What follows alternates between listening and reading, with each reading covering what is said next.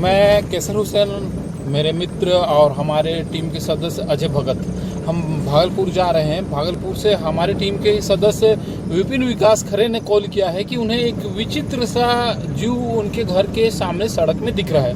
वो जीव थोड़ा गिरगिट टाइप का भी दिख रहा है, लेकिन कलर थोड़ा मैच नहीं कर रहा है गिरगिट से, और उसके सामने के पाँव बिल्कुल छोटे हैं या नहीं है।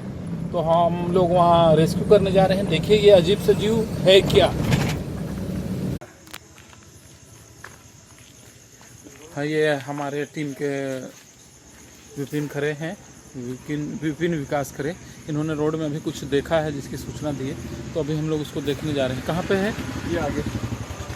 ये इनका कहना है कि गिरगिट टाइप से भी लग रहा है और कुछ समझ में नहीं आ रहा है, थोड़ा शक है कि कुछ है या क्या है। ये इसी को बोल रहे हैं क्या? जी जी यही है।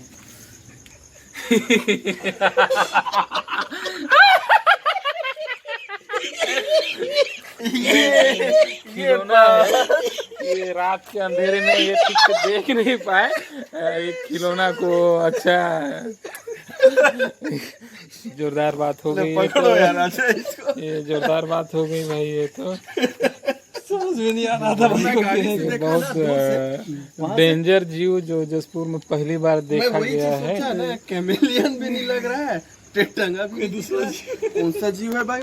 दोस्तों, जैसा कि आपने देखा भी कि हमारे टीम के सदस्य जो वन जीव पर्यावरण संरक्षण पे जुड़े हुए हैं काफ़ी समय से, उन्होंने रात के अंधेरे पे एक खिलौना देख के घबरा गए और हमें कॉल कर दिया। तो बताने का मकसद ये है कि जो इस कार्य से जुड़ा हुआ व्यक्ति भी रात के अंधेरे पे सांप या इस टाइप के जीव को पहचानने में गलती कर सकता है, तो एक मजाक का पात्र भी बन सकता है और किसी अनहोनी का शिकार भी हो सकता है।